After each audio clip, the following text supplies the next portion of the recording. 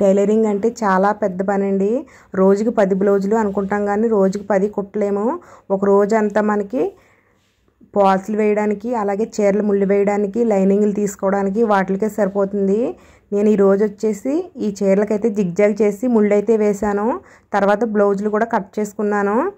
ఈ ముళ్ళు వచ్చేసి మీకు వీడియో చేద్దాం అనుకున్నాను కానీ అర్జెంట్ బ్లౌజులు అవ్వడం వల్ల నాకు వీడియో చేయడానికి కూడా ఖాళీ లేదండి.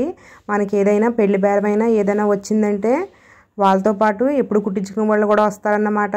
వాళ్ళు కుట్టకపోతే వాళ్ళు ఫీల్ అవుతారని మనం ఒప్పుకున్న వాళ్ళు కుట్టాలి, తర్వాత వచ్చిన వాళ్ళు కూడా కుట్టాలి.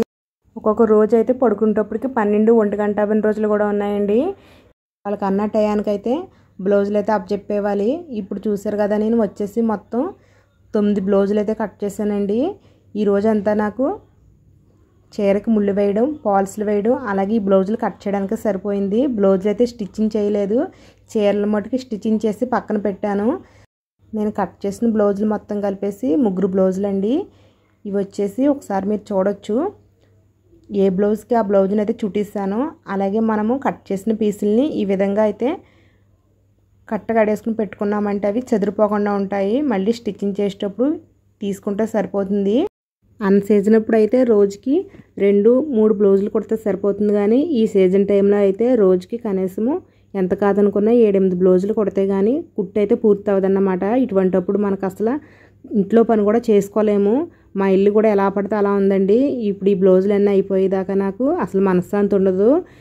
అలాగని చెప్పి మనము బ్లౌజులు ఇచ్చుకోవడం మానేస్తే వాళ్ళకి కోపం వస్తుందండి. మళ్ళీ బ్లౌజులు తేరన్నమాట, బేరాలు పోతాయి. కాబట్టి మనము ఈ సీజన్ అప్పుడు ఓపిక పెట్టుకుని అయితే కుట్టాలి.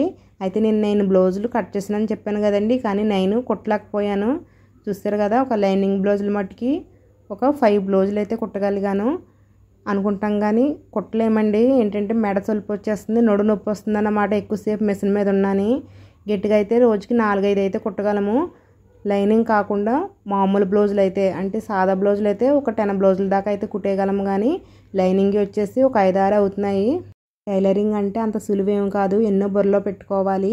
మనం లైనింగ్లు ముందుగానే ఎన్నో తెచ్చి పెట్టుకున్నా సరే వాళ్ళు ఇచ్చిన బ్లౌజ్కి మ్యాచ్ అవ్వకపోవచ్చు. అప్పటికప్పుడు లైనింగ్ కోసం బయటకు వెళ్ళవలసి ఉంటుంది. కొంతమంది యాంగిల్స్ పెట్టమంటారు, వాటి కోసం కూడా వెళ్ళవలసి ఉంటుందండి. నేను పూర్తిగా చెప్పేది ఏంటంటే మిషన్ కుట్టుకి చాలా ఓర్పు ఉండాలి.